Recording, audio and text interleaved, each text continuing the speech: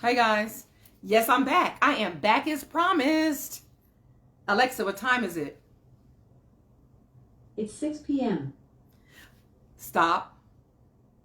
All right, all right, all right. Yes, I am excited. I am thrilled to be reading another fun and exciting book to you guys. Please don't forget to go to Audrey's Reading Area on YouTube and then subscribe. Please don't forget to click like on this video and share with everybody. All right, all right, all right. Fun and exciting book. When We Were Alone. When We Were Alone. Shout out to my coworker and teacher, Ms. Vaught, for lending me these books. Yes, this one and the one before this, and some from yesterday and some tomorrow. She lent me a lot of books. She's got lots of wonderful, beautiful, extraordinary, exciting books. All right. When We Were Alone. This book was written by David A. Robertson and Julie Fleet. I'm guessing the illustrations were by Julie Fleet. It's a very interesting story. It says when a young girl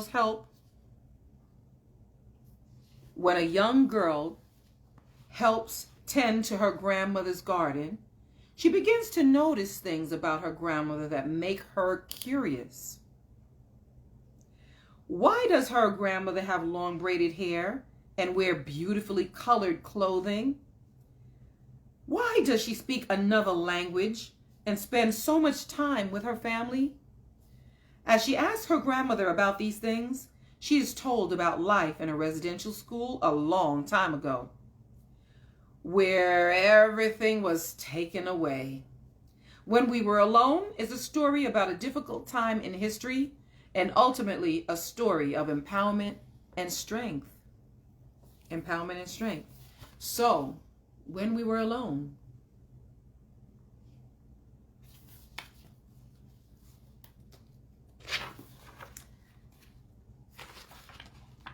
Today, I helped my kokum, I guess that means grandmother. I helped my kokum in her flower garden. She always wears colorful clothing. It's like she dresses in rainbows.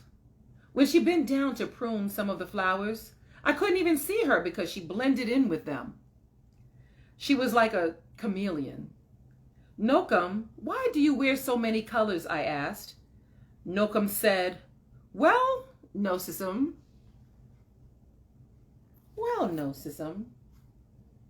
Nosism. I hope I'm pronouncing these names and words correctly. She says, when I was your age, at home in my community, my friends and I wore many different colors. But at the school I went to, far away from home, they gave us different clothes to wear.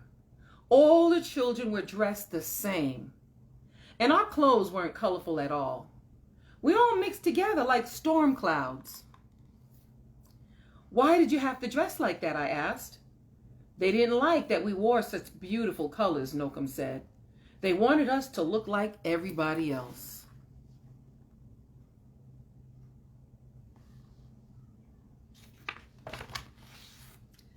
But sometimes in the fall, when we were alone and the leaves had turned to their warm autumn hues, we would roll around on the ground. We would pile the leaves over the clothes they had just given us, and we would be colorful again. And this made us happy. Now, Nokum said, I always wear the most beautiful colors.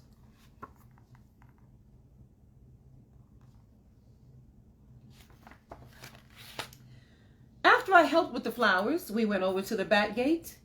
There were vines covering the gate, and they reached all the way to the ground. When my kokum turned to fix the latch, I saw that her braid hung almost as low as the vines. It was like she had a tail. Nokum, why do you wear your hair so long? I asked. Nokum said, Well, Nosism.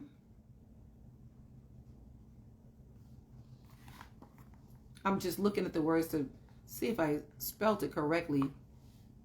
Nosism. Nosisim. Or Nosisim. I hope I'm saying it right. I'm sorry. When I was your age, at home in my community, my friends and I grew our hair long, just like our people have always done. It made us feel strong and proud. But at the school I went to, far away from home, they cut off all of our hair. Our strands of hair mixed together on the ground like blades of dead grass. Why did you have to wear your hair like that? I asked. They didn't like that we were proud, Nocum said. They wanted us to be like everybody else.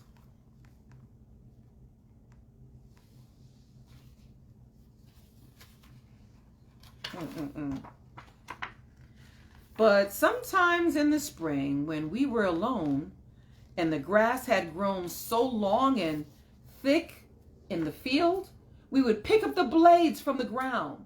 We would braid them into the short hair they had given us, and we would have long hair again. And this made us happy. Now, Nocum said, I always wear my hair very long.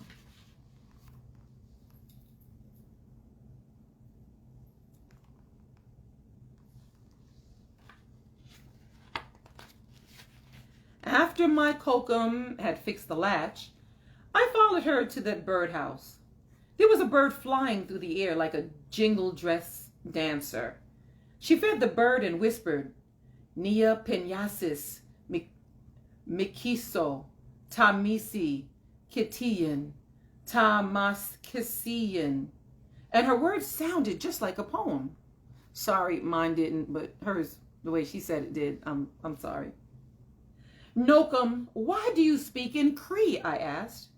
Nocum said, well, Nosism, or Nosisim, it says, here, little bird, eat, so you will get big and strong. That's the translation of what that meant.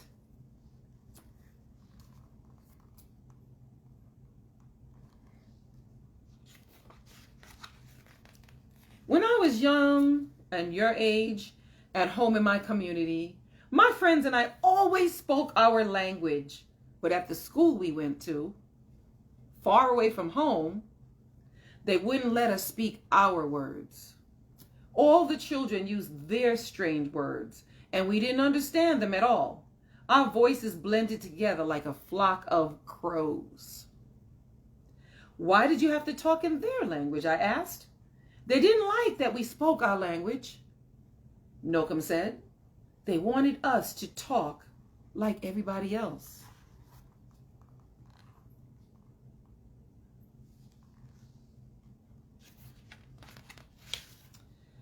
But sometimes in the summer when we were alone and our teachers weren't anywhere around the place we were, we would whisper to each other in Cree.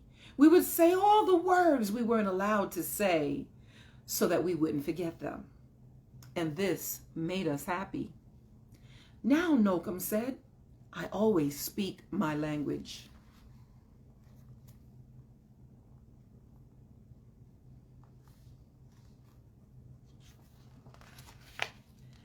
After our gardening work was done, I sat with my Kokum in the backyard. Her brother came over and sat with us. He comes over all the time. We drank tea and ate bannock.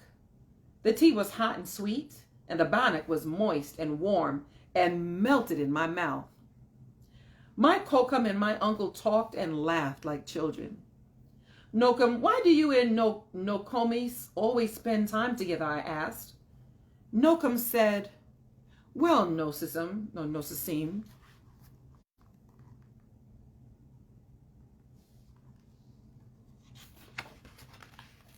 When we were your age, at home in our community, being with family was the most important thing. We played with each other, we did chores together, and shared everything. But at the school I went to, far away from home, they wouldn't let us be together. My brother and I were separated like day and night. Why were you and Nokomis separated? I asked. They didn't like when we were with families, Nocum said, because when we were together, we thought too much of home.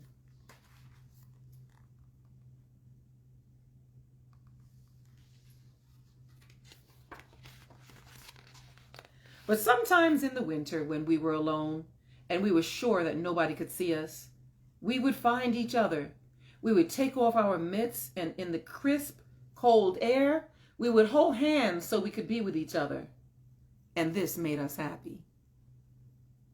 Now, Nocum said as she reached over and held my uncle's hand in mine, I am always with my family.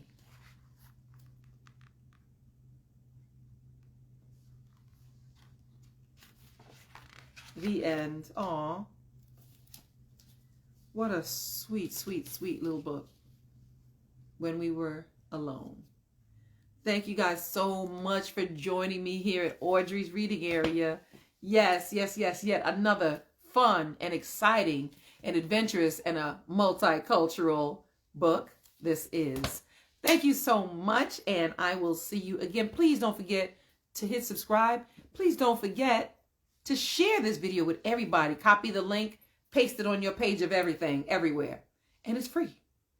All right, all right, all right. Thank you, thank you, thank you. Welcome to Audrey's Reading Area, and I will see you soon.